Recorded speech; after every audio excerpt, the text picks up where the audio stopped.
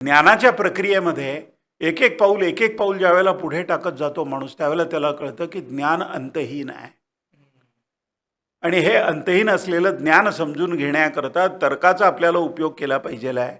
पण तर्काचा उपयोग करताना जे तर्काच्या कक्षेत येणार नाही, तिथे शरणागती पत्करली पाहिजे. भर दुपारी रणरणत्या उन्हात आलेल्या त्या मनुष्याला गार पाणी द्यावं, इतका विश्वास यांना त्याच्याबद्दल वाटत नाही. आणि इतका विश्वास फिरून या पद्धतीचं काम करणारे लोक समाजाच्या मनात निर्माण करू शकत नाहीत. या दोन गोष्टींचा परिणाम काय झाला? पुण्यामधल्या लक्षावधी फ्लॅट्सच्या मुख्य दरवाजाच्या बाहेरची लोखंडी दारं बसवावी लागतात. त्यासाठी भारतीय लोक जेवढा खर्च करतात, भारतातले सगळे चोर एकत्र गोळा केले आणि त्यांना अंदमानसारख्या ठिकाणी नेऊन चांगलं उत्तम सुंदर जीवन जगता येईल अशी व्यवस्था केली, तर त्यासाठी येणाऱ्या खर्चापेक्षा लोखंडी दरवाजांवर होणारा खर्च जास्त आहे, असं माझं प्रामाणिक मत आहे. विवेकानंदांना पाश्चात्य एका अतिश्रीमंत पाश्चात्य मनुष्याच्या राजप्रासादासारख्या घरामध्ये एका मोठ्या शयनमंचकावर छानपैकी रात्री झोप नाही लागत. रात्रभर जागेत त्यांचे डोळे लाल होतात.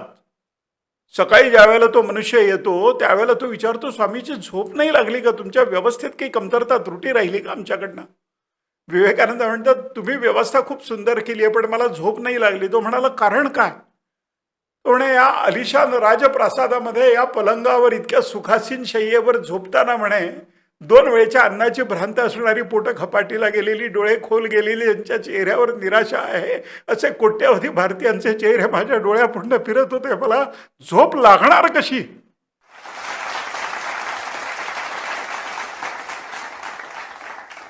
रामकृष्ण हरी मंडळी, मी गणेश कुंभार आपल्या सगळ्यांचं स्वागत करतो वारी संत कीर्तनाची प्रस्तुत उत्सव भक्तीचा या आपल्या लाडक्या कार्यक्रमात. आणि आज भक्ती मार्गाविषयी मार्गदर्शन करण्यासाठी आपल्या स्टुडिओमध्ये आलेले आहेत अभय भंडारी सर, जे अध्यात्म आणि मानसशास्त्र याचे अभ्यासक आहेत.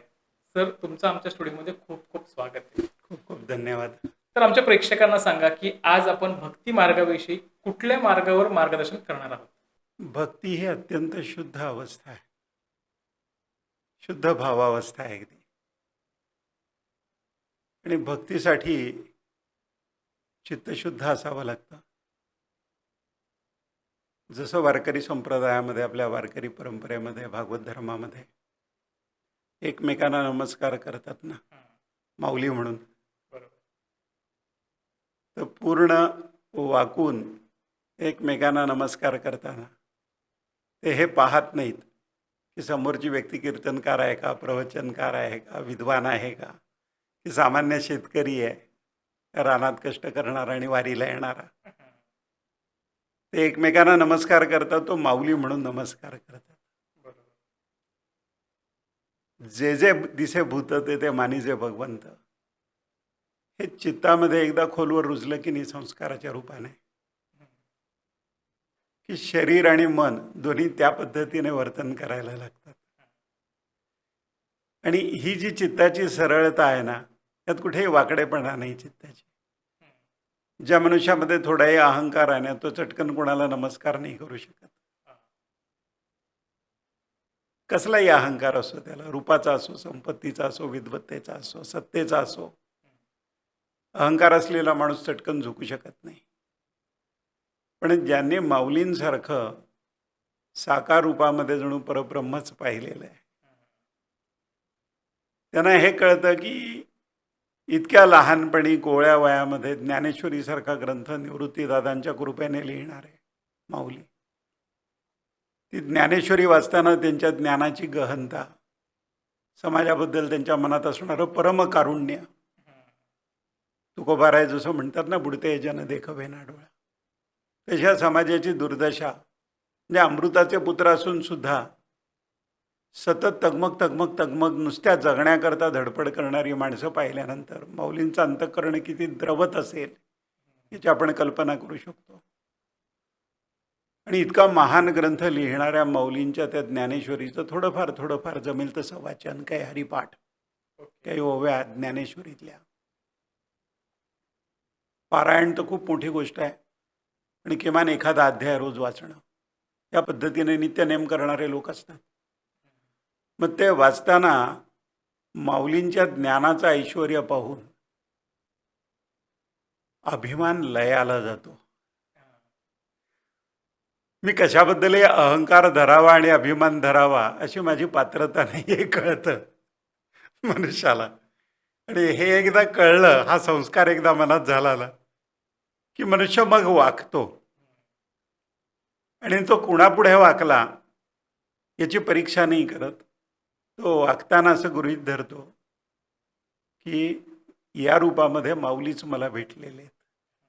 कारण सगळ्यांच्या चिंतनाचा विषय एकच असतो, माऊलींच्या आणि तुकोबारायांच्या नावाचा जयघोष करत पांडुरंगाच्या दर्शनाला जाणारी माणसं, लक्षावधी माणसं, साध्या पोस्टकार्डाने निमंत्रण न देता येणारी माणसं, ऊन वारा थंडी पाऊस कशाचा विचार न करणारी माणसं. तर चित्त ज्यामुळे शुद्ध होईल अशा या भारतीय संस्कृतीतल्या परंपरा आहेत. आणि भक्तिरस असा आहे की जो मेंदूपेक्षा, बुद्धीपेक्षा हृदयाशी जोडलेला आहे. ती हृदयाची भाषा आहे.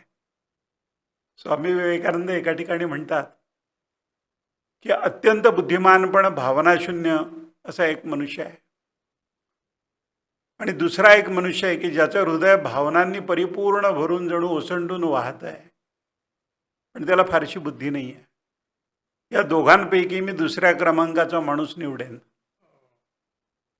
कारण त्याच्या सहवासात मला सत्संग मिळेल. धारदार बुद्धी असणारी खूप माणसं असतात, पण बुद्धी सकारात्मक आणि नकारात्मक दोन्ही पद्धतीने काम करते ना. बुद्धीने सकारात्मक काम करावं, सकारात्मक उपयोग बुद्धीचा व्हावा, याकरता बुद्धीवर विवेकाचा अंकुश लागतो. विवेकाचा अंकुश असलेल्या बुद्धीला प्रज्ञा म्हणतात. आणि ती प्रज्ञा जी आहे ती बुद्धी जोपर्यंत संस्काराने पुन्हा पुन्हा पुन्हा पुन्हा पुन्हा चांगल्या गोष्टींनी, पवित्र गोष्टींनी, शुद्ध ज्ञानाने संस्कारित होत नाही, तोपर्यंत ती प्रज्ञा जागृत होत नाही. आणि प्रज्ञेला जोडलेला शब्द, प्रज्ञा हा अर्धा शब्द मी सांगितला, प्रज्ञेला जोडलेला शब्द जो आहे तो अंतःप्रज्ञा म्हणतात, की ज्याचा उगम आत आहे, ज्याचा उगम हृदयात आहे. आणि भारतीय परंपरेमध्ये प्रदीर्घ काळ चिंतन झालेलं आहे की ज्ञानाचा उगम हृदयामध्ये आहे, तो मेंदूत नाही आहे.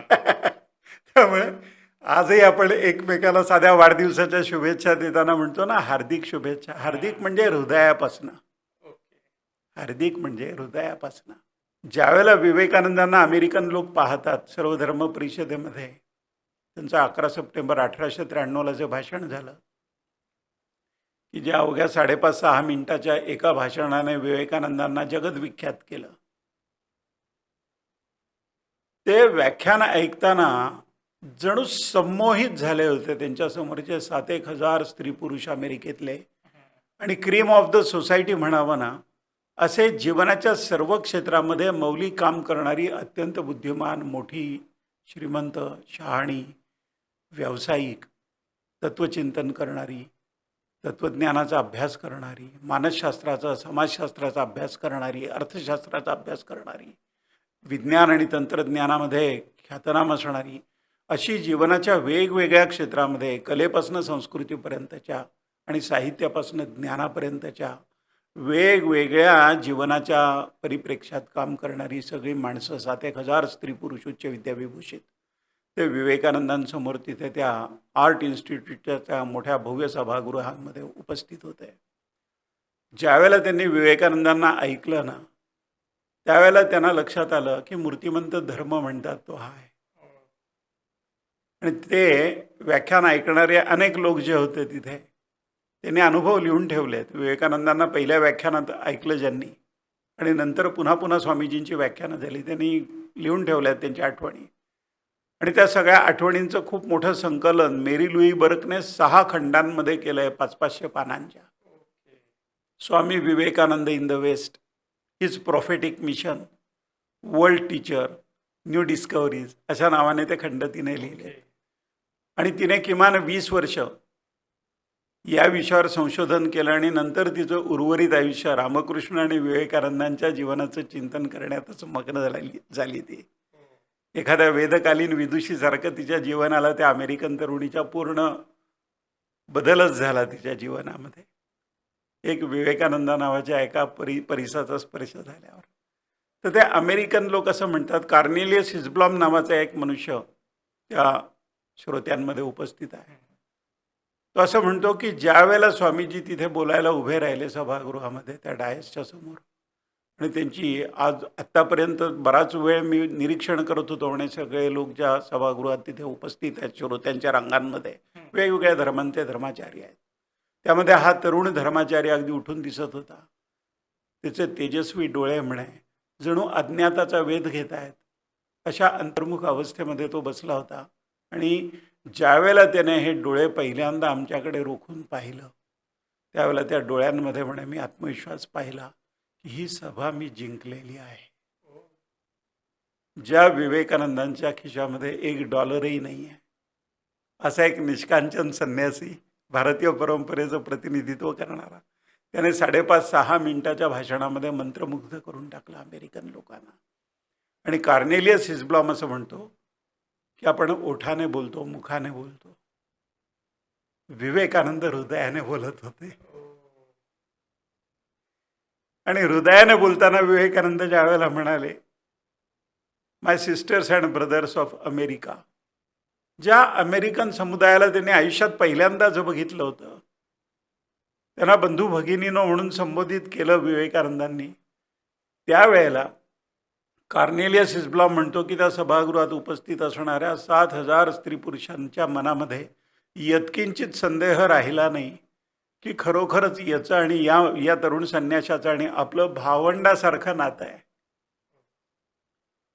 त्यांच्या एका संबोधनानंतर संपूर्ण त्या सभागृहामध्ये सगळे लोक उभे राहिले, टाळ्यांचा कडकडाट झाला. आणि कार्नेलियस हिसब्लॉम असं लिहितो की त्या विलक्षण शब्दांनी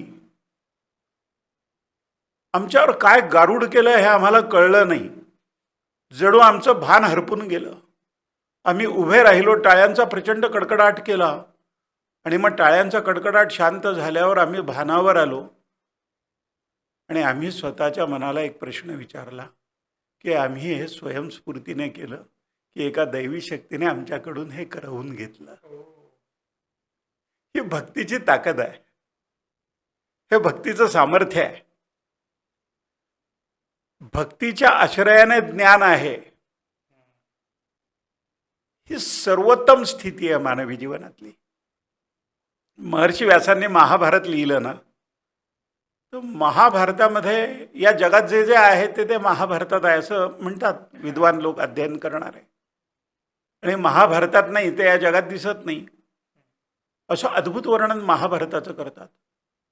पण त्या महाभारतासारखा ग्रंथ लिहून, प्रत्यक्ष व्याससूत्र लिहून चित्ताला शांतता महर्षी व्यासांच्या मिळाली नाही. आणि महाभारताचा उत्तरार्ध ज्यावेळेला आपण वाचतो त्यावेळेला मनाला खिन्नता येते. 18 अक्षविणी सैन्याची राख रंगोळी झाली त्या रणांगणावर. भयंकर विध्वंस झाला.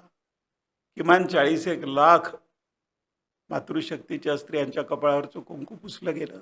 मुलं अनाथ झाली. भयंकर किंमत त्या महाभारतातल्या युद्धाची कुरुक्षेत्रावरच्या मोजली आर्यावर्ताने. नंतर शेकडो वर्ष, काही शतकं त्याचा परिणाम जाणवत राहिला. त्या महर्षी व्यासांच्या चित्ताला महाभारतासारखा अद्भुत ग्रंथ लिहून शांतता मिळाली नाही.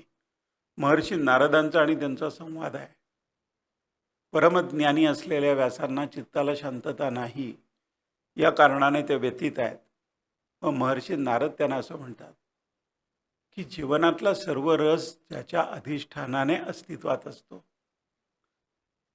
त्या भगवान विष्णूंचं श्रीकृष्ण या रूपामध्ये आपण चिंतन मांडा. त्यांच्या बाललीला काय आहेत, त्यातलं मार्दव, त्यातलं प्रेम, त्यांचं प्रेम यशोदेने अनुभवलेलं, त्या प्रेमापासून वंचित झालेली दुर्दैवी देवकी, त्या श्रीकृष्णाबरोबर फिरणारे गोकुळातले सगळे सवंगडी, आणि त्या गोकुळाकडे पाठ फिरवून मथुरेला निघून गेलेला श्रीकृष्ण, आणि आर्यावर्तातली प्रचंड उलथापालथ त्याने केलेली, आणि रणांगणावर त्याने सांगितलेली भगवद्गीता.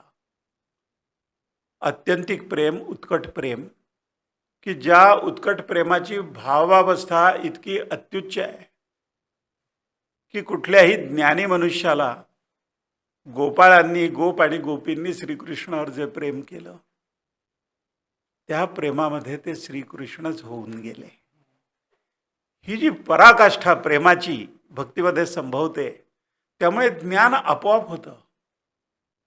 ज्ञानासाठी वेगळा खटाटोप करावा लागत नाही. ज्या वेळेला हृदय ईश्वरविषयक चिंतनाने भरून येतं की नाही त्यावेळेला ज्ञान आपोआप ओसंडून व्हायला लागतं. आणि ही जी अवस्था आहे ही भक्तीने साध्य होते.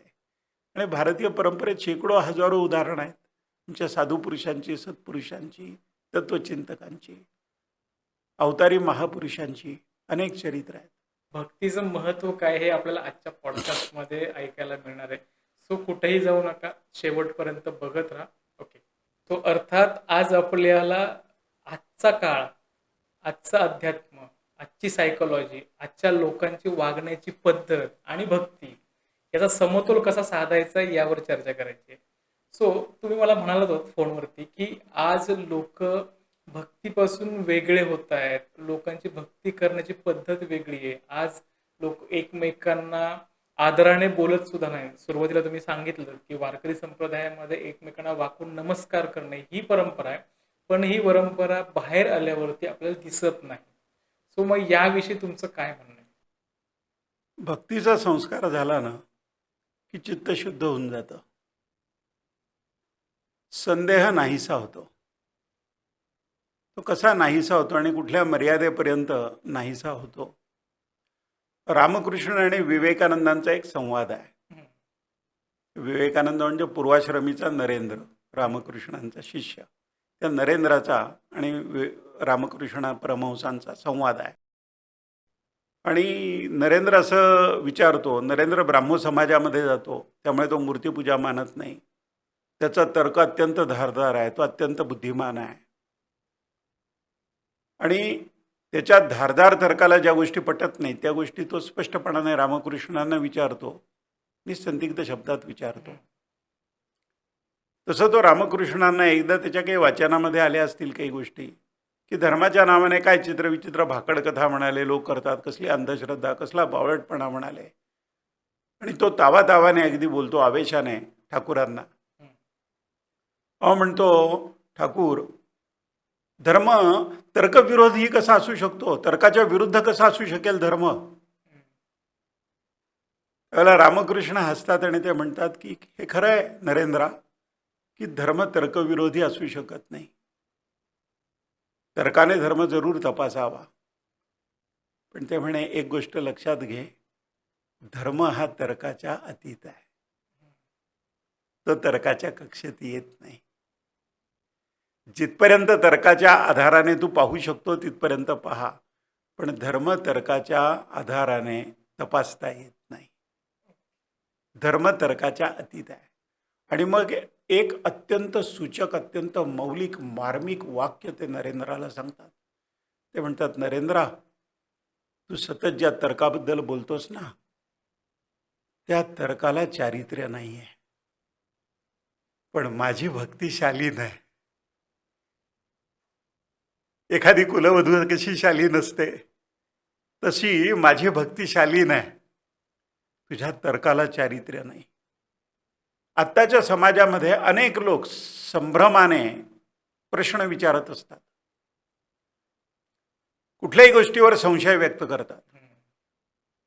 आणि कशावरही संशय व्यक्त करण्याचा जणू मूलभूत अधिकारच आपल्याला आहे, तो घेऊनच आपण जन्माला आलो. या पद्धतीने कुठल्याही विषयावर शेरेबाजी करणं, कुठली गोष्ट इलॉजिकल ठरवणं, तर्कदुष्ट ठरवणं, भोळसटपणावर ती नेणं, या पद्धतीने त्यांचं चिंतन असतं. आणि प्रत्येक गोष्टीकडे संदेहाने पाहतात. हे जग कधीही संदेहावर चालत नाही. हे जग विश्वासावर चालतं. बसने प्रवास करताना तुम्ही काय ड्रायव्हरच्या तोंडाचा वास घेऊन बसता का बसमध्ये? की त्याला काय अल्कोहोल घेतलंय की नाही, तुम्ही त्याच्यावर विश्वास ठेवून बसता ना. राजनैतिक पतनाची रोज शेकडो हजारो उदाहरणं मीडियामधनं तुमच्यापर्यंत येत असताना सुद्धा तुम्ही मतदानाला जाता ना, आणि ते मतदान करताना तुमच्या मनामध्ये हा दृढ विश्वास असतो ना की संविधानामध्ये कल्पना केल्याप्रमाणे शेवटच्या मनुष्याच्या वाट्याला सुख येईल, त्याचे किमान अधिकार येतील आणि कधीतरी या समाजामध्ये समता निर्माण होईल, प्रेम निर्माण होईल, आत्मीयता निर्माण होईल, बंधुभाव निर्माण होईल. आणि याकरता लोकप्रतिनिधी मी निवडून देतो. निवडून दिलेले लोकप्रतिनिधी या कुंपणावरनं त्या कुंपणावर, त्या कुंपणावरनं त्या कुंपणावर उड्या मारताना तो पाहतो. पण तरीसुद्धा त्याच्या मनातली ही श्रद्धा दृढ आहे. तोपर्यंत लोकशाही या भारतामध्ये दृढ आहे. असं कुठलाही माणूस कुठल्याही संदेहापलीकडे जाऊन म्हणू शकतो की नाही. मग ही सगळी प्रक्रिया काय संशयाच्या गर्तेत अडकलेली आहे. म्हणून संशय वर्चस्व गाजवतो का या व्यवस्थेवर? ही व्यवस्था टिकून राहण्याच्या मुळाशी काय आहे हे जर बघितलं तर तो दृढ विश्वास आहे. आणि तो दृढ विश्वास ही श्रद्धा असते. आई एखादी गोष्ट मुलाला सांगते, लहान मुलाला ती सांगते, ते मुलं ऐकून घेतं निरागसपणाने. त्याचा दृढ विश्वास बसतो. त्याला जर कोणी विचारलं, घरी पाहुणे येतात, केवळ ते वेडेवाकडे तिरकेतारके प्रश्न विचारतात लहान मुलांना, निरागस मुलांना. अशी सवय असते काही लोकांना खोडसाळपणाची. त्या मुलाला जर विचारलं असं पुन्हा पुन्हा की असं का म्हणतोस तू, तर ते मूल म्हणतं की माझ्या आईने सांगितलंय. ते मूल शाळेत जायला लागल्यानंतर ज्यावेळेला आई आणि बाबांशी वाद घालते एखाद्या विषयावर, त्यावेळेला आई आणि बाबा विचारतात की अरे आम्ही सांगतो हे तुला का नाही पटत, तर तो म्हणतो की माझ्या गुरुजींनी, माझ्या बाईंनी सांगितलंय मला. त्याचा ज्यावर दृढ विश्वास बसतो ना, ते तो बोलतो. आणि ज्ञानाच्या प्रक्रियेमध्ये एक एक पाऊल ज्यावेळेला पुढे टाकत जातो माणूस, त्यावेळेला त्याला कळतं की ज्ञान अंतहीन आहे. आणि हे अंतहीन असलेलं ज्ञान समजून घेण्याकरता तर्काचा आपल्याला उपयोग केला पाहिजे आहे. पण तर्काचा उपयोग करताना जे तर्काच्या कक्षेत येणार नाही तिथे शरणागती पत्करली पाहिजे. आणि जीवनामध्ये असंख्य वेळा आपण याचा अनुभव घेतो. शेकडो अनुभव, हजारो अनुभव प्रत्येक मनुष्याने घेतलेत या पद्धतीचे, की ज्याला काही तर्कशुद्ध तुम्हाला स्पष्टीकरणच देता येणार नाही त्याचं. एक गृहस्थ विवेकवादी म्हणवणारे स्वतःला, सतत धर्माकडे संशयाने पाहणारे, धर्म आणि त्याबद्दलच्या सगळ्या संकल्पना ज्या आहेत त्याची खिल्ली उडवणारे, मला एका कार्यक्रमात भेटले. आणि त्या गृहस्थांनी मला असं विचारलं, म्हणे की का तुम्ही ज्ञानेश्वरी भगवद्गीता वाचता, अभ्यास करता, त्यावर प्रवचनं देता? म्हटलं हो, समजून घेण्याचा प्रयत्न करतोय मी ज्ञानेश्वरी भगवद्गीता. जन्मोजन्म ज्या करता लागतील या पद्धतीचं गहन ज्ञान आहे ते. एखादी ओवी वाचली आणि ती आपल्याला समजली असं ज्यावेळेला आपण म्हणू, त्यावेळेला आपल्याला फक्त शब्दार्थ कळतो. पुढचे आणि मागचे संदर्भ पाहिले तर थोडा भावार्थ कळेल, पण त्याचा गूढार्थ आपल्याला कळत नाही. हरी पाहिला रे ज्यावेळेला म्हणतात माऊली, त्यावेळेला हरी कसा दिसतो हे अनुभवाशिवाय कळणारच नाही आहे. तर नुसता शब्दार्थ आणि भावार्थही पुरेसा नाही आहे. तर त्यांनी मला खोचकपणाने विचारलं, मग तुमचा चमत्कारावर विश्वास आहे का? मी म्हटलं हो, दृढ विश्वास आहे. ते कुत्सितपणे हसले माझ्याकडे बघून. आणि ते म्हणाले, कसल्या भाकड कथा चमत्काराच्या, असं कधी नसतं या जगात, असं काही घडत नाही. त्यांना म्हटलं, या जगामध्ये क्षणाक्षणाला शेकडो चमत्कार घडताना मी पाहतो, तुम्ही पाहता, पण तुम्ही त्या दृष्टीने पाहत नाही त्याकडे. त्यांना म्हटलं की या विषयावर आपण एक 2 मिनिट चर्चा थांबवूया. मी तुम्हाला एक साधा प्रश्न विचारतो, त्या प्रश्नाचं उत्तर तुम्ही मला द्या. म्हणजे काय, प्राचार्य होते एका कॉलेजचे, चांगले सुखवस्तू माणूस होता, बुद्धिमानही होता. मी म्हटलं का तुम्ही नगरपालिकेची निवडणूक लढवू शकाल का? ते ऐकूनच त्यांच्या अंगावर काटा आला सरसरून. ते म्हणे, शक्य आहे का? आत्ताची राजनीती किती भयंकर आहे, तुम्हाला कळत नाही का? माझ्यासारखा एक विद्वान माणूस या राजनीतीच्या चिखलात मी पडू शकेन का म्हणाले, आणि लोक मला मतं तरी देतील का? असं आत्ताच्या राजनीतीबद्दल असं काही काही बोलले ते. मी म्हटलं मग तुम्ही निवडून येऊ शकत नाही? म्हणे निवडणूक लढवूच शकत नाही, निवडून येण्याचा तर प्रश्न दूरच आहे. मी म्हटलं ठीक आहे, या प्रश्नाचं उत्तर मला मिळालं. आता आपण तुमच्या मूळ प्रश्नाकडे वळूया, चमत्काराकडे. मी म्हटलं एका कुटुंबामध्ये ज्या कुटुंबात मागच्या 5-6 पिढ्या कुणी राजनीती हा शब्द उच्चारला नाही, ज्या मुलाचे वडील चहा तयार करायचे रेल्वे स्टेशनवर आणि आल्या गेले लोकांना हातामध्ये कप घेऊन किंवा छोटे काचेचे ग्लास घेऊन हा मुलगा चहा विकायचा. तो मुलगा म्हटलं पुढे संघ परिवारामध्ये येतो, स्वयंसेवक होतो, 52 वर्ष वाट पाहतो. म्हटलं करिअर करण्याकरता कुठलीही तरुण मुलं आणि मुली आणि त्यांचे आई वडील किती वाट पाहू शकतील, वयाच्या कुठल्या वर्षापर्यंत वाट पाहू शकतील? 25 वर्ष, 28 वर्ष, 30 वर्ष आहे की नाही? त्यापेक्षा जास्त तर वाट नाही पाहू शकत. म्हटलं त्या मनुष्याची वाट पाहण्याची क्षमता 52 वर्ष आहे. आणि 52 वर्ष वाट पाहिल्यानंतर हा मनुष्य अगोदर मुख्यमंत्री होतो आणि मग आमदार होतो, आणि हाच मनुष्य पुढे जाऊन अगोदर पंतप्रधान होतो आणि मग खासदार होतो, पंतप्रधान होणार ठरल्यावर खासदार होतो, मुख्यमंत्री होणार ठरल्यावर मग आमदार होतो. म्हटलं का 125 कोटीपेक्षा जास्त लोकसंख्या असलेल्या देशामध्ये अशी घटना यापूर्वी कधी घडली नाही, यानंतर कधी घडण्याची शक्यता आहे का? म्हणे अजिबात नाही. मी म्हटलं मी याला चमत्कार म्हणतो.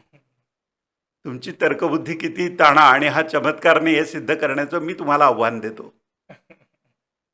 मानवी बुद्धीच्या कक्षेत येत नाही या पद्धतीने एक अज्ञात शक्ती या विश्वावर कार्य करणारी, या विश्वाला प्रभावित करणारी, प्रत्येक मानवी नातं प्रभावित करणारी, प्रेमाचा अर्थ समजावून सांगणारी, दृढ विश्वास हृदयामध्ये जागवणारी, किती प्रतिकूल परिस्थितीमध्ये त्याचा आशावादाचा तंतू जो आहे ना, त्याची आशा, त्या आशेचा चिवट तंतू तुटू देणार नाही, अशी एक विलक्षण अद्भुत सामर्थ्य संपन्न सत्ता जी मानवी बुद्धीच्या कक्षेत येत नाही, डोळ्यांनी दिसत नाही, कानाने ऐकता येत नाही, पण जिचं अस्तित्व प्रत्यक्ष मान्य करावंच लागतं. त्याला नियती म्हणतात, ईश्वर म्हणतात. आणि त्या नियतीने एखादी गोष्ट करायची ठरवली की ती गोष्ट घडत जाते. 1200 वर्ष ज्या भारतामध्ये परचक्र आलं, परकीयांनी राज्य केलं, लूट केली, विध्वंस केला, जाळपोळ केली, ग्रंथालय जाळली, हत्या केल्या, रक्तपात केला, अनन्वित अत्याचार केले. 1200 वर्ष जो देश लुटला गेला, त्या देशामध्ये देश स्वतंत्र झाल्यानंतर अवघ्या पाऊण शतकामध्ये सुद्धा नाही, अवघ्या 50 वर्षांनंतर सरकारच्या केंद्रातल्या अर्थमंत्र्याला किंवा पंतप्रधानांना आता सोनं खरेदी करू नका असं आवाहन जर करावं लागत असेल, तर 1200 वर्ष लूट झाल्यानंतर सुद्धा या देशामध्ये सामान्य मनुष्याकडे, या देशातल्या लोकांकडे इतकी अपार संपत्ती की जगाच्या पाठीवर सर्वाधिक सोनं विकत घेणारा देश भारत आहे. याला चमत्कार नाही म्हणणार तुम्ही? तर्कबुद्धीने उत्तर शोधा बरं. आफ्रिकेमधल्या इथिओपियासारखा कफल्लक व्हायला पाहिजे होता हा देश, अस्थिपंजर झालेले लक्षावधी लोक दिसायला पाहिजे होते या देशात. तसं दिसतं का? संपत्तीचा महापूर वाहताना दिसतो या देशामध्ये. त्याचं काय लॉजिक आहे? तर अशा असंख्य गोष्टी आहेत की ज्या तर्काच्या कक्षेत येत नाहीत, तर्काने ज्याचं उत्तर मिळत नाही. आणि मग ठाकूर म्हणतात नरेंद्राला, रामकृष्ण परमहंस म्हणतात नरेंद्राला, त्याच्याशी आपल्याला सहमत व्हावं लागतं की तर्काला चारित्र्य नाही आहे, तर्काची उपयुक्तता जरूर आहे दैनंदिन जीवनामध्ये, पण भक्ती शालीन आहे. आणि भक्ती मानवी मनामध्ये, त्याच्या हृदयामध्ये विश्वास निर्माण करते. आत्ता भारतीय समाजाची सगळ्यात मोठी समस्या जर काही असेल तर सतत एकमेकांबद्दल संशय त्याच्या मनामध्ये आहे. सगळे लोक एकमेकांकडे संशयाने पाहतात. विद्यार्थ्यांना विचारा, तुमच्या शिक्षण व्यवस्थेवर विश्वास आहे का? ते आणि त्यांचे पालक म्हणतील की नाही आहे. शिक्षण व्यवस्थेत काम करणारे 25, 30, 40 वर्ष काम करणारे लोक आहेत, त्यांना विचारा की तुमच्याकडे येणारा विद्यार्थी पदवी घ्यायला येतो का ज्ञान ग्रहण करायला येतो? तुमचं काय मत आहे? ते सांगतील नाही, त्याला फक्त पदवीचं प्रमाणपत्र हवं आहे आणि ते अभ्यास न करता मिळालं तरी हवं आहे, तो ज्ञानाकांक्षी नाही आहे, असं शिक्षणाच्या क्षेत्रातले लोक म्हणतील. म्हणजे शिक्षकांची विद्यार्थ्याच्या ज्ञानाकांक्षेवर विश्वास नाही, विद्यार्थ्याचा शिक्षण व्यवस्थेवर विश्वास नाही. सामान्य मनुष्याला विचारा, तुमचा राज्यकर्त्यांवर विश्वास आहे का? तुमचा सरकारी नोकरांवर विश्वास आहे का? तुम्हाला वेळेत न्याय मिळेल यावर तुमचा विश्वास आहे का? प्रत्येक व्यवस्थेबद्दल त्याला विचारा. त्याच्या चेहऱ्यावर होकार दिसतो का तुम्हाला? इतकं संशयाच्या विचित्र दुष्टचक्रामध्ये हा देश आणि या देशातले कोट्यावधी लोक जे अडकले, त्याचं कारण काय आहे? शिक्षणात आम्ही विज्ञानाचा संस्कार केला, तंत्रज्ञानाचा संस्कार केला, अर्थशास्त्राचा संस्कार केला, अर्थार्जन करता येईल या पद्धतीचं किमान प्राथमिक ज्ञान शिक्षणातनं मिळेल अशी व्यवस्था केली. पण चारित्र्य निर्माण करणारी गोष्ट कुठली शिकवतोय आम्ही शिक्षणातनं? आता चारित्र्य संस्कारातनं निर्माण होतं. त्यासाठी संस्कार करावे लागतात. संस्कार करणाऱ्या मनुष्याला तो संस्कार करण्याचा नैतिक अधिकार असावा लागतो. संस्कार म्हणजे बोलणं नाही आहे. भारतात एखादंच घर असं असेल की जिथे शिकवलं जात नाही खरं बोलू नको. प्रत्येक घरामध्ये खरं बोल हाच संस्कार केला जातो ना. नेहमी खरे बोलावे, सत्यवचनी असावे हाच संस्कार केला जातो. मग तरी लोक खोटं का बोलतात? 1000 लोकांचा सॅम्पल सर्वे जर केला तर त्यामध्ये खोटं बोलत नाहीत 100% खरं बोलतात. अशी किती टक्के असतील माणसं? धर्माचं पहिलं तत्व आहे सत्य. आणि जे खूप मौलिक आहे ना, त्याची किंमत खूप आहे जगात. आणि ज्याची किंमत खूप आहे त्या गोष्टी थिल्लर लोक कधी विकत नाही घेऊ शकत, अनुभवू नाही शकत. सोनं 1 तोळ्याला 1.5 लाख रुपये, 10 ग्रॅम एवढीशी रिंग येते. तेवढ्याच किमतीत तुम्ही 2 टन लोखंड विकत घेऊ शकता. लोखंड उपयुक्ततेसाठी विकत घेतात लोक, आणि सोनं त्याची किंमत माहिती आहे म्हणून विकत घेतात. सत्याचं सामर्थ्य काय आहे? सत्याची किंमत काय आहे?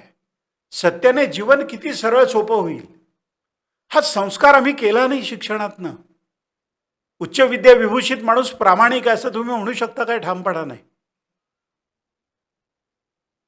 शिक्षणात आम्ही हा संस्कार करायला हवा, चारित्र्य निर्माण करायला हवं.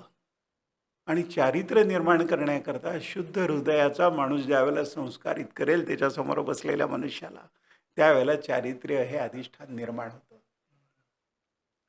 स्वामी विवेकानंद आणि रामकृष्णांचे ते संवाद आहेत, शेकडो संवाद आहेत. अवघ्या 5.5 वर्षाचा त्यांचा सहवास आहे. नरेंद्राचा आणि रामकृष्णांचा सहवास किती आहे? फक्त 5.5 पावणे 6 वर्षाचा आहे. त्या 5.5 पावणे 6 वर्षामध्ये आपल्या लाडक्या शिष्याला नरेंद्राला रामकृष्णांनी ज्या पद्धतीने तयार केलं, हा विश्वविजयी होईल आणि हा विश्वविजयी व्हावा. आणि भारतीय संस्कृती, परंपरा, हिंदू धर्म, वैदिक परंपरा, मनुष्यामधला हृदयात त्याच्या ईश्वराचं अधिष्ठान आहे.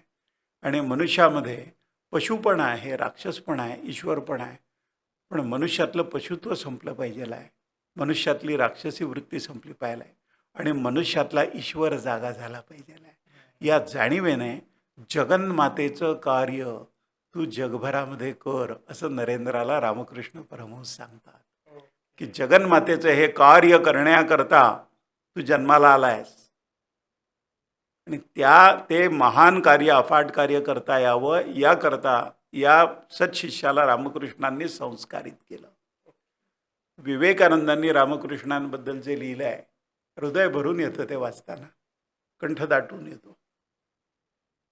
ते म्हणतात की रामकृष्णांच्या मुखातनं एकही नकारात्मक शब्द मी कधी ऐकला नाही. ते कायम सकारात्मक बोलायचे, कायम आशादायक बोलायचे, कायम उत्साहवर्धक बोलायचे. एकही वाईट विचार, एकही वाईट संकल्प, एकही वाईट शब्द त्यांच्या मुखात नव्हे त्यांच्या मनातही कधी आला नसेल, इतके ते शुद्ध होते.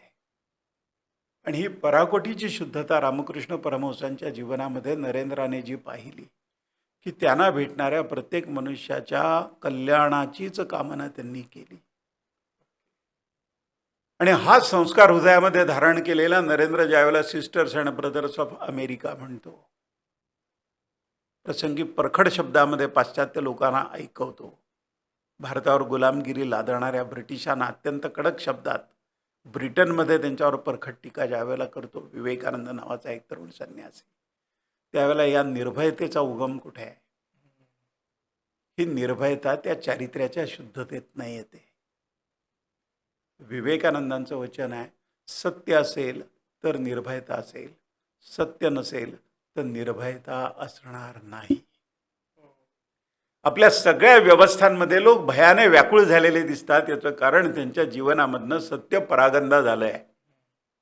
सतत ते भयाच्या छायेखाली जगतात आणि सतत भयाच्या छायेखाली जे लोक जगतात ना, ते सतत संदेहास्पद प्रत्येक गोष्ट त्यांच्या अवतीभोवती घडणारी घटना त्यांना संदेहास्पद वाटते. ते दृढ विश्वासाने पाहू शकत नाही. आमचे एक परिचित जपानमध्ये गेले होते आणि त्यांचा मुलगा तिकडे होता, त्याची नोकरी होती तिकडे, तर त्याकरता ते गेले होते. हे वकील होते, प्राध्यापकही होते. तत्वचिंतनाची, भारतीय परंपरेची, संस्कृतीची चांगली जाण आणि अध्ययन करण्याची प्रामाणिक इच्छा असणारे गृहस्थ. ते जपानला गेले. त्यांनी 2 अनुभव सांगितले जपानमधले.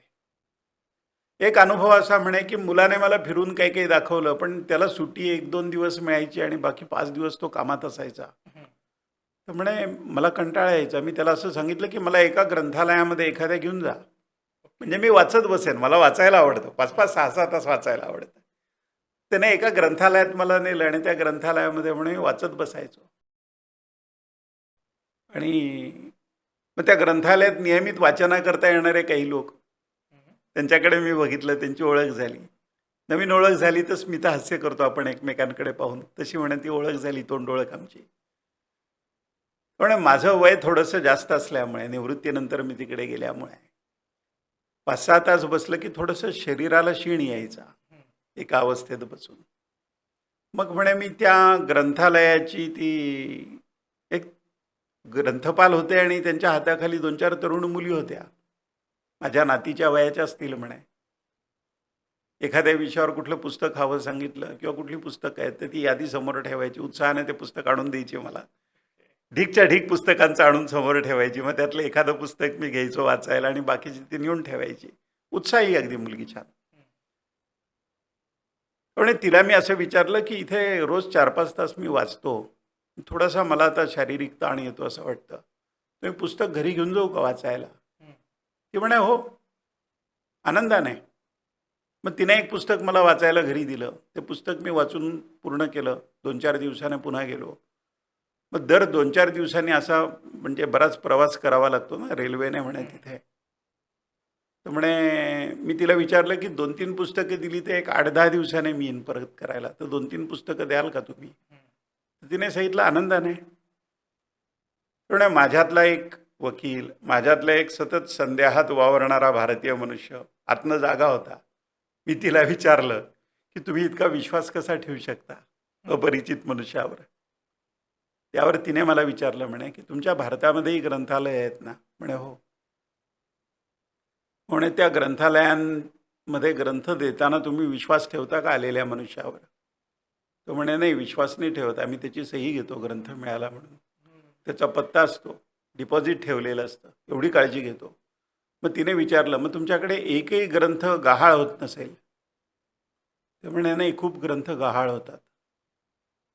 म्हणे तुम्ही लोकांवर अविश्वास व्यक्त केले तरीसुद्धा बरेच ग्रंथ गहाळ होतात, हा तुमचा जर अनुभव असेल.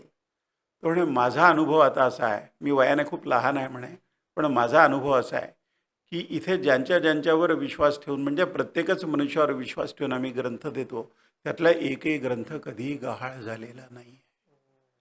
त्यामुळे लोकांवर अविश्वास व्यक्त करून वाईट अनुभव येण्यापेक्षा लोकांवर 100% विश्वास करून व्यक्त करून चांगला अनुभव जर आला तर काय हरकत आहे? हा एक प्रसंग त्यांनी मला सांगितला की जो अंतर्मुख करतो आपल्याला, विश्वास, श्रद्धा, शुद्ध हृदय,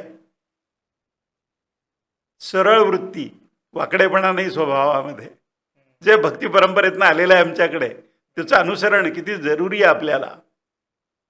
जीवन सरळ होऊन जाईल. साधं सोपं सरळ होईल, त्यातले तणाव नष्ट होऊन जातील. आणि दुसरा एक प्रसंग त्याच ग्रंथालयातला त्यांनी सांगितला. तर म्हणे, माझ्या शेजारच्या खुर्चीवर एक जर्मन तरुण बसलेला असायचा. मोठ्याच्या मोठा ग्रंथ उघडून तो असा वाचत बसायचा. म्हणे, काही दिवस ग्रंथालयात गेल्यानंतर मग मला उत्सुकता होती की तो कुठला ग्रंथ वाचतोय. तर म्हणे तो रामायण वाचत होता. आणखीन 8-10 दिवस गेले. म्हणे तो एकही पान उलटवत नव्हता. म्हणे त्याला विचारलं की हे एकच पान तू 8-10 दिवस वाचतोय, मी पाहिलंय, असं काय विशेष वाचतोय तू रामायणात? तर तो जर्मन तरुण असं म्हणाला, म्हणे मला, त्याने प्रसंग वाचून दाखवला आणि त्याने असं सांगितलं की ज्या वेळेला लक्ष्मणा धाव अशी मारीच्याने मायावी आवाजात प्रभू रामचंद्र बोलतात अशा स्वरामध्ये ज्यावेळेला हाक मारली कांचन मृगाच्या मागे प्रभू रामचंद्र गेल्यानंतर, त्यावेळेला लक्ष्मणाला कळलं की प्रभू रामचंद्रांचा हा आवाज नाही, हा मायावी आवाज आहे. पण सीतेचं मन काही मानेना. सीतेने सांगितलं की नाही नाही, त्यांनी लक्ष्मणा धाव म्हणाले म्हणजे ते संकटात आहे, तुम्ही जा. तर लक्ष्मण धर्मसंकटात अडकला. लक्ष्मण म्हणाला की दादांनी मला सांगितलंय की तुम्हाला सोडून कुठे जायचं नाही आहे, मी तुमच्या रक्षणाची जबाबदारी माझ्यावर आहे या जंगलामध्ये. तर तिने खूप आग्रह धरला की नाही तुम्ही जा. तर तो म्हणाला ठीक जातो मी. पण एक रेषा त्याने बाणाच्या आग्रहाने तिथे आखली, लक्ष्मण रेषा.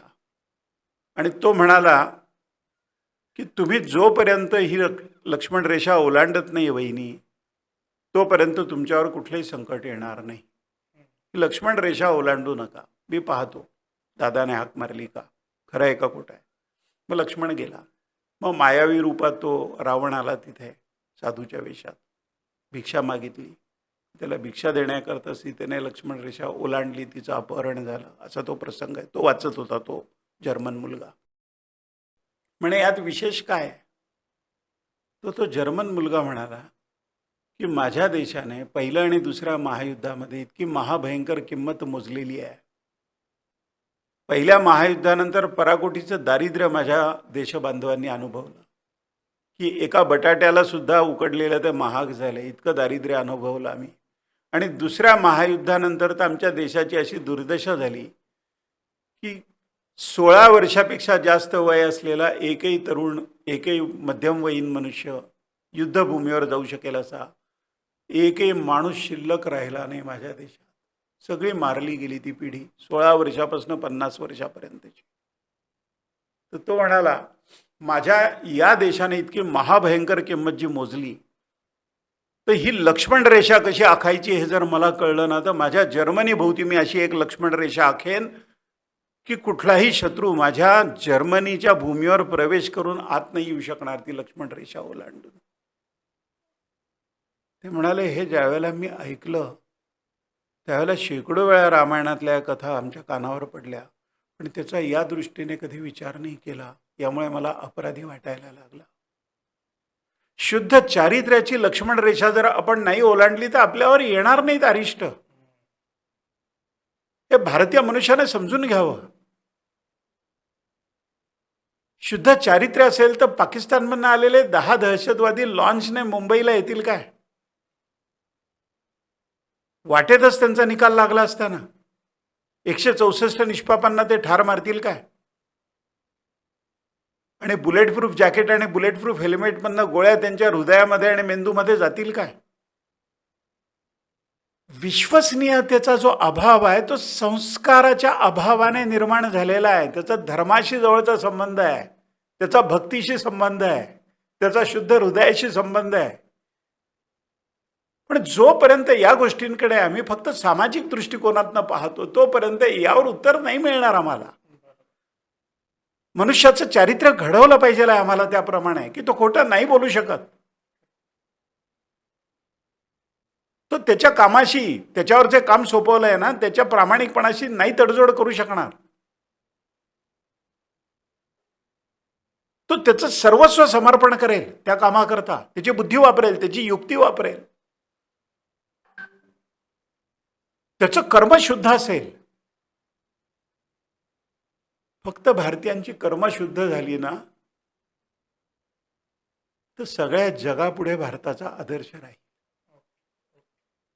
संपूर्ण जगामध्ये मनुष्य जात जे जे दुःख अनुभवते की नाही त्याचं मूळ काय आहे? समजा कुंभार आहेत, भंडारी आहेत, देशमुख आहेत, हे एकमेकांपेक्षा वेगळे आहेत. पण हे एकमेकांपेक्षा वेगळे नाही आहेत. एका प्रेमाच्या, आत्मीयतेच्या एकच आत्मा कोट्यावधी देहांमध्ये वावरत असतो, वेगवेगळ्या रूपामध्ये. एकच आत्मतत्व आहे. आपण म्हणतो ना आत्मीय नातं. एक जण विचारतो की का हो, एकच आत्मा कसा काय इतक्या कोट्यावधी देहांमध्ये वावरेल? ते म्हणे काय अशक्य वाटतं तुम्हाला? रामकृष्णांना प्रश्न एकाने विचारला. रामकृष्ण म्हणाले की तुझ्या हातात एखादा आरसा घे, त्या आरशात सूर्य दिसतो की नाही तुला? हो म्हणे. म्हणजे चुकून तुझ्या हातातनं आरसा पडला आणि त्याचे एक 10 तुकडे झाले तर त्या प्रत्येक तुकड्यात सूर्य चमकतो की नाही? म्हणे हो. म्हणे पाण्याची 100 भांडी भरून ठेवली तर प्रत्येक पाण्यामध्ये त्या सूर्याचं प्रतिबिंब पडतं की नाही प्रत्येक भांड्यातल्या पाण्यात? म्हणे हो. म्हणे सूर्य 100 झाले का? पण तरी दिसतोय ना तुझ्या डोळ्याला? आत्मा चेतनेच्या रूपाने कोट्यावधी लोकांमध्ये असतो. कुंभार, भंडारी आणि देशमुख यांना हे कळत नाहीये दुर्दैवाने की आपण एकच आहोत. हिंदू धर्म, भारतीय संस्कृती परदुःख शीतल मानत नाही. बुडते हे जन देखवे ना डोळा. तुकोबारायांचं हृदय कळवळून येतं कुणाचंही दुःख पाहून. रामकृष्णांचं हृदय कळवळून येतं कुणाचंही दुःख पाहून. विवेकानंदांना पाश्चात्य एका अतिश्रीमंत पाश्चात्य मनुष्याच्या राजप्रासादासारख्या घरामध्ये एका मोठ्या शयनमंचकावर छानपैकी रात्री झोप नाही लागत. रात्रभर जागेत त्यांचे डोळे लाल होतात. सकाळी ज्या वेळेला तो मनुष्य येतो त्यावेळेला तो विचारतो, स्वामीची झोप नाही लागली का? तुमच्या व्यवस्थेत काही कमतरता त्रुटी राहिली का आमच्याकडनं? विवेकानंद म्हणतात, तुम्ही व्यवस्था खूप सुंदर केली आहे पण मला झोप नाही लागली. तो म्हणाला, कारण काय? तो म्हणे, या अलिशान राजप्रासादामध्ये या पलंगावर इतक्या सुखासीन शय्येवर झोपताना म्हणे 2 वेळेच्या अन्नाची भ्रांत असणारी पोटं खपाटीला गेलेली, डोळे खोल गेलेली, यांच्या चेहऱ्यावर निराशा आहे असे कोट्यावधी भारतीयांचे चेहरे माझ्या डोळ्यापुढे फिरत होते. मला झोप लागणार कशी? हे जे जाणीवेने एकरूप होणं आहे ना, हा आत्मा आहे भारतीय संस्कृतीचा, आमच्या तत्वज्ञानाचा, आमच्या धर्मशास्त्राचा, आमच्या भक्ती परंपरेचा, वारकरी संप्रदायाचा, योगशास्त्राचा. हा आधारच जर काढून घेतला तुम्ही शिक्षणातला तर प्रत्येक मनुष्य समुद्र किनाऱ्यावरच्या वाळूच्या प्रत्येक कणासारखा वेगळाच आहे. मग तो त्याच्या स्वार्थाभोवती भरकटत राहील. मग त्या मनुष्याचा स्वार्थ आणि दुसऱ्याचा स्वार्थ ज्या वेळेला एकमेकांना छेदतील त्यावेळेला त्यांच्यात संघर्ष निर्माण होईल. संघर्ष अविश्वास निर्माण करेल, अविश्वास अनीती निर्माण करेल, अनीती क्रौर्य निर्माण करेल आणि क्रौर्य अमर्याद लालसेला जन्म देईल, जी कधी शांत होणार नाही, कधी तृप्त होणार नाही. आजही आपल्या भारतामध्ये अगदी पुण्यासारख्या शहरामध्ये उच्च विद्या विभूषित लोकांचे 1.5-2 कोटी रुपयाचे फ्लॅट आहेत. अशा मोठ्या मोठ्या स्कीम्स आहेत अलिशान. 12 वाजता भर दुपारी रणरणत्या उन्हामध्ये कुणी कुरिअर देणारा एखादा मनुष्य जर आला तर ते फ्लॅटमधनं जाळीच्या दरवाज्यातनं त्याच्याकडे संशयाने पाहतात आणि तो खरोखर कुरिअर द्यायला आला याची खात्री झाल्यानंतर दार उघडून कुरिअर ताब्यात घेतात, त्यावर सही करतात आणि दार ओढून घेतात, परत लॉक करून घेतात लोखंडाचं दार. भर दुपारी रणरणत्या उन्हात आलेल्या त्या मनुष्याला गार पाणी द्यावं इतका विश्वास यांना त्याच्याबद्दल वाटत नाही. आणि इतका विश्वास फिरून या पद्धतीचं काम करणारे लोक समाजाच्या मनात निर्माण करू शकत नाहीत. या 2 गोष्टींचा परिणाम काय झाला? पुण्यामधल्या लक्षावधी फ्लॅट्सच्या मुख्य दरवाजाच्या बाहेरची लोखंडी दारं बसवावी लागतात. त्यासाठी भारतीय लोक जेवढा खर्च करतात भारतातले सगळे चोर एकत्र गोळा केले आणि त्यांना अंदमानसारख्या ठिकाणी नेऊन चांगलं उत्तम सुंदर जीवन जगता येईल अशी व्यवस्था केली. तर त्यासाठी येणाऱ्या खर्चापेक्षा लोखंडी दरवाजांवर होणारा खर्च जास्त आहे असं माझं प्रामाणिक मत आहे. आम्ही अर्थशास्त्राकडे धर्मसूत्राच्या चष्म्यातनं पाहत नाही. आम्ही मानसशास्त्राकडे धर्मशास्त्राच्या चष्म्यातनं पाहत नाही. आम्ही गुन्हेगारीकडे धर्मशास्त्राच्या चष्म्यातनं पाहत नाही. आम्ही राजनीतीच्या पतनाकडे धर्मशास्त्राच्या चष्म्यातनं पाहत नाही. बोले तैसा चाले त्याची वंदावी पाऊले. अशी माणसं का नाही तयार करतायत आम्हाला? निष्कांचन अवस्थेत जगणाऱ्या रामकृष्ण परमहंसांनी जे तर संपत्तीला स्पर्शच नाही करू शकायचे, नाण्याला स्पर्श नाही करू शकायचे, पूजेसाठी आणलेली फुलं जी आहेत ना, ती फुलं सुद्धा उद्याच्या पूजेसाठी आज आणायची तर तो संचय नाही करता यायचा त्यांना. हात वाकडा होऊन जायचा, दृष्टी दिसेनासं व्हायचं त्यांना. त्या बागेतच फिरत राहायचंय. मग त्या राणी रासमणीचे जावई ते मथुरबाबू विचारतात की बाबा काय झालं, तुम्ही इथेच फिरताय पुन्हा पुन्हा, तुमच्या खोलीकडे का नाही जात, मंदिराकडे का नाही जात भवतारिणीच्या? तर त्यावेळेला ठाकूर अपराधी भावनेने त्याला म्हणतात की अरे मथुर, उद्याच्या पूजेकरता लागणारी फुलं सुद्धा आजच घेऊन जावी असा विचार माझ्या मनामध्ये आल्यामुळे माझ्या डोळ्यापुढे अंधारी आली.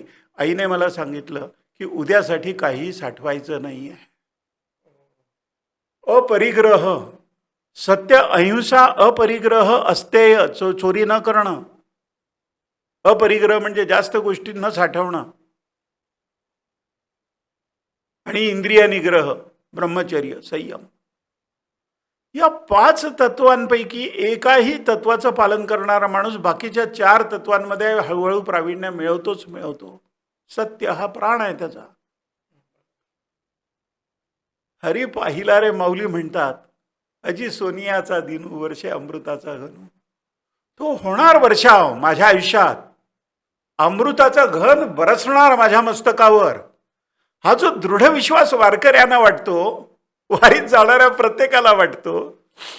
एक निवृत्त न्यायाधीश वारीमध्ये पहिल्यांदाच गेले आणि त्यांनी आठवण लिहिली होती. म्हणजे मी शाळेत होतो, मी आणि प्रताप 10वीला. त्यावेळेला मी सकाळमध्ये वाचलेला तो अनुभव आहे. इतकी वर्ष झाली त्याला आता. तो अनुभव असा होता की हे निवृत्त न्यायाधीश महाशय चांगले बुद्धिमान, सुसंस्कृत, हुशार. तेवढे की माझ्या मनात आलं की एवढी मोठी वारीची परंपरा आपल्या भारतामध्ये इतक्या प्रदीर्घ काळ चालू आहे. माऊलींच्या, तुकोबारायांच्या काळापासून, त्यांच्याही कितीतरी अगोदर शतकांपासून तीर्थयात्रा करण्याचं काम म्हणजे चालूच आहे परंपरा. त्यामुळे आपण महाराष्ट्रात जन्माला येऊन वारीला जर गेलो नाही तर जीवनात काहीतरी मोठी कमतरता राहिली आहे अशी टोचणी लागेल आपल्याला. मग वारीत जाऊन पाहू. मग ते वारीत सहभागी झाले. मग काही दिंड्या प्रत्येक गावात येणार, एका दिंडीत ते सहभागी झाले. त्या दिंडीमध्ये प्रकर पोलक घातलेली एक म्हणे 10-11 वर्षाची एक मुलगी, मुक्ताबाईसारखी दिसणारी. तर त्या मुलीशी त्या सगळ्या दिंडीतले 5-50 लोक होते, सगळे वेगवेगळ्या वयोगटातले. त्यांच्याशी ओळख झाली. त्या मुलीला विचारलं की दिंडीत कोणाबरोबर आली आहेस बाळा तू? ती म्हणे कुठे, आमच्या आजूबाजूचे लोक आहेत. ते कुठे? म्हणजे तुझ्या घरातलं कोण आहे? म्हणे कुणी नाही. म्हणून माझ्यातला न्यायाधीश जागा झाला. तिला विचारलं की काय बेजबाबदार आई वडील आहेत, तुला कसं काय सोडलं एकटीला या लोकांबरोबर? एवढं मी कुठे एकटी आहे, हे सगळ्यात ना बरोबर माझ्या. मग म्हणे तिला समजत नाही आहे मी काय बोलतोय, म्हणून तिच्या पातळीवर जाऊन बोलण्यासाठी मी तिला म्हटलं की अगं तू 2 वेळेस जेवली की नाही व्यवस्थित, चहा घेतला की नाही, नाश्ता केला की नाही, हे कोण पाहणार? आई किंवा वडील ज्या काळजीने पाहतात त्या काळजीने इतर लोक पाहतील का? त्यावर त्या 11 वर्षाच्या मुलीने म्हणे मला सांगितलं की आईने, बाबांनी आणि आमच्या आजी आजोबांनी मला सांगितलंय की माऊली वारीत कुणालाही उपाशी पोटी झोपू देत नाही. ते म्हणे न्यायाधीश म्हणून इतकी वर्ष न्यायदानाचं पवित्र कार्य करणाऱ्या माझ्या मनुष्याला जीवनातलं एक अंतिम सत्य, दृढ विश्वासावर आधारलेलं, भक्तीवर आधारलेलं, शुद्ध हृदयावर आधारलेलं, आणि तो किती विश्वास आहे तिचा, तिच्या आईवडिलांचा. तर म्हणे हा विश्वास आपल्याला व्यवस्थांमध्ये का निर्माण करता येत नाही, हा प्रश्न माझ्या मनात आला असं ते लिहितात. हा विश्वास मनात निर्माण करायचा असेल ना, तर आपल्याला भक्तीचा संस्कार करावा लागेल. भक्ती शालीन आहे. तर का हवा भाबडा विश्वास टाकता कामा नये. पण हे जग विश्वासावर टाकतं याचं भानही कधी सुटता कामा नये. आणि भक्ती संप्रदायाने आम्हाला जे दिलेलं आहे त्याचा प्रत्यक्ष जीवनात जर उपयोग केला तर एकही सरकारी कर्मचारी एकही सरकारी कचेरीमध्ये भ्रष्टाचार करताना दिसणार नाही तुम्हाला. कशासाठी भ्रष्टाचार करेल? जर आत्मीय नात्याने तो जोडला जाईल एकमेकाशी. तुम्ही कधी असा माणूस बघितलाय का? किती लबाड असो, किती भ्रष्टाचारी असो, किती बहकलेला असो, असा एखादा माणूस तुम्ही पाहिला आहे का की त्याच्या डाव्या हातातल्या पैशावर डल्ला मारून तो उजव्या खिशात ठेवतो, डाव्या खिशातनं? असा माणूस बघितला आहे का? दिसेल का कधी? त्याला माहिती आहे ना दोन्ही खिसे माझेच आहेत. तसं तुमचा खिसा, माझा खिसा, प्रतापचा खिसा, या समाजातल्या प्रत्येकाचा खिसा हा माझाच खिसा आहे. ही जाणीव आत्मीय नात्याने ज्यावेळेला एक होईल ना, त्यावेळेला आमचं सुख एकमेकाशी एकरूप होईल, आमचं दुःख एकमेकाशी एकरूप होईल. तर तुम्ही आता हे जे सांगताय, हे जे संस्कार जे आहेत हे बालपणापासूनच केले पाहिजे, अगदी. तरच ते शक्य आहे. हो. पण मग आजच्या पालकांनी हे संस्कार आपल्या मुलांना देण्यासाठी काय केलं पाहिजे? विवाह झाल्यावर अपत्य होणं ही स्वाभाविक गोष्ट आहे. एका साधू वृत्तीच्या ग्रहस्थांनी असं विचारलं होतं, प्रत्येक गोष्ट शिकावी लागते असं म्हणतो एक माणूस. जसं नरेंद्र तर्कावर प्रश्न विचारतो ठाकूरांना, तसं त्यांना एक भक्त प्रश्न विचारतो, पण तो प्रत्येक गोष्ट शिकावी लागते अमुक तमुक. तर ते हसून म्हणतात की काही गोष्टी शिकाव्या नाही लागत, त्या अंतस्फूर्तीने येतात. म्हणे एखादी गोष्ट सांगा अशी उदाहरणाने. म्हणे नवविवाहित मुलगी ज्यावेळेला गरोदर राहते आणि तिला बाळ होतं, ते बाळ तिच्या हृदयाशी ज्यावेळेला ती घट्ट धरते, त्यावेळेला बाळावर प्रेम कसं करावं याकरता तिला क्लासमध्ये जावं लागतं का? तिला पाना फुटतो तो प्रेमाचा आहे, हे शिकवावं लागतं का प्रेम? ते उपजत प्रेरणेने. तिला आई म्हणतात. ते लहान बाळ आहे, ते फक्त रडण्यापलीकडे काय करणार बरं? त्याला बोलता येत नाहीये. त्याला डास चावला म्हणून ते रडतंय का माहिती नाहीये, त्याला भूक लागली म्हणून ते रडतंय का माहिती नाहीये, त्याचं पोट दुखतंय का म्हणून ते रडतंय का माहिती नाहीये. ते फक्त रडतं.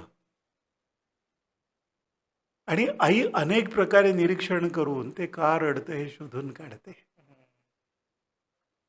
आणि ज्या वेळेला तिला हे कळत नाही की हे बाळ का रडतं, त्यावेळेला तिच्या परिचयातल्या एखाद्या डॉक्टरांकडे जाते आणि डोळ्यात प्राण आणून म्हणते की माझं बाळ रडतंय हो. त्याचं रडणं थांबलं पाहिजे, त्याला काहीतरी त्रास होतोय.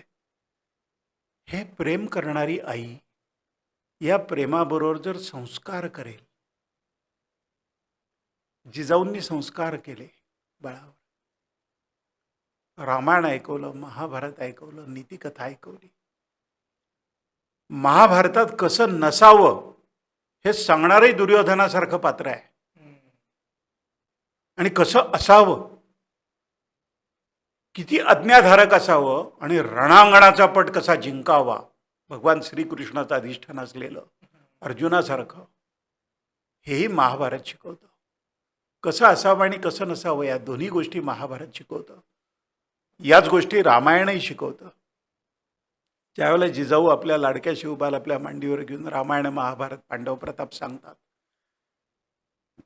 निरागस वयामध्ये आईने केलेले संस्कार, तिने सांगितलेल्या गोष्टी ज्या आहेत ते जन्मभर त्या बालमनावर झालेला संस्कार जन्मात कधी पुसता येत नाही. आपल्याला आई अशी हवी आहे. आणि याकरता आईला का जबाबदार धरतात? पुरुष प्रधान संस्कृतीमध्ये अगदी खेळणारी लहान मुलं सुद्धा शिव्या आईवरनं का देतात बरं? ते मूल चांगलं संस्कारित नाही झालं आणि वेडवाकडं जर बोलायला लागलं तर ते आईवरनं शिव्या देते एकमेकांना. आईला जबाबदार धरतात ते तुमच्या वर्तना करता. म्हणून तिला मातृशक्ती म्हणतो आपण.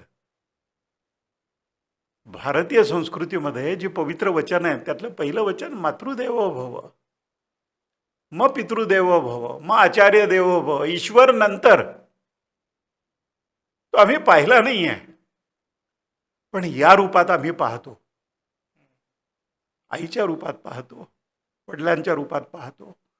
आपल्या रूपात आपलं अपत्य जर ईश्वर पाहत असेल तर आईने आणि वडिलांनी कसं वागलं पाहिजे,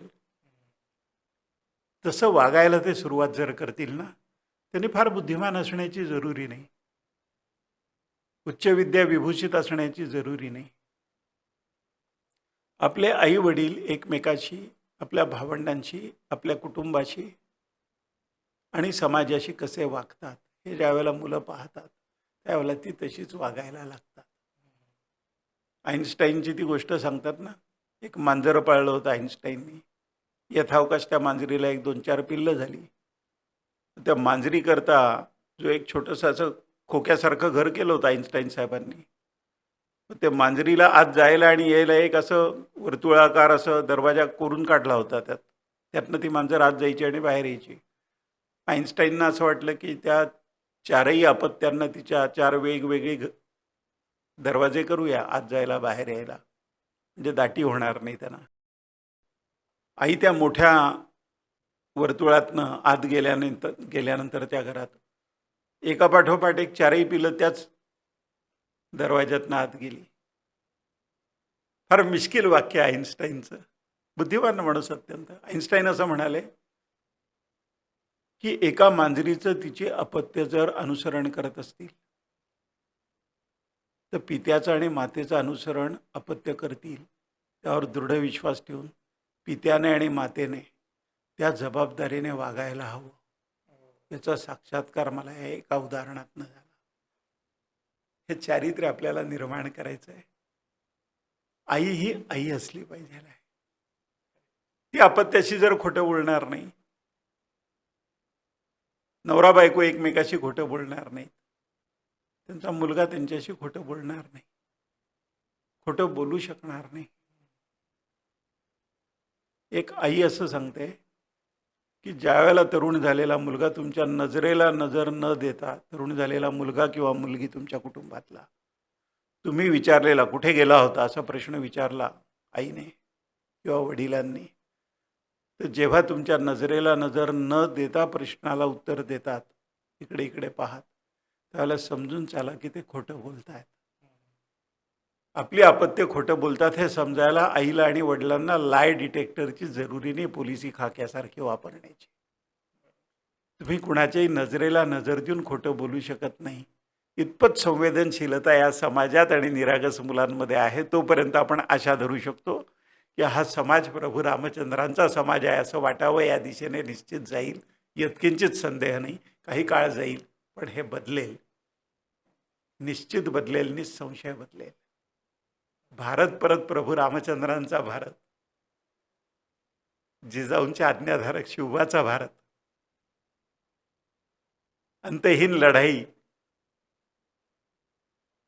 करणारा परमप्रतापी पराक्रमी महाराणा प्रतापांचा भारत, नरेंद्राला तर्कापेक्षा भक्ती कशी शीलवती आहे समजावून सांगणाऱ्या रामकृष्ण परमहंसांचा, विवेकानंदांचा भारत, तोच भारत हा आहे असं भारतातल्या कोट्यावधी लोकांकडे पाहून या जगात कुणालाही वाटावं. असा भारत घडेलच घडेल. आत्ता भारताचं जे काही चित्रविचित्र सगळं दृश्य जी दिसत आहेत आपल्याला, अनागोंदी, अनीती, भ्रष्टाचार, आकाशात मेघ येतात आणि निघून जातात. कृष्ण मेघ आकाशात आल्यानंतर सूर्यसुद्धा झाकोळून जातो, सूर्याचा प्रकाश पडेनासा होतो, पण ती तात्पुरती स्थिती असते.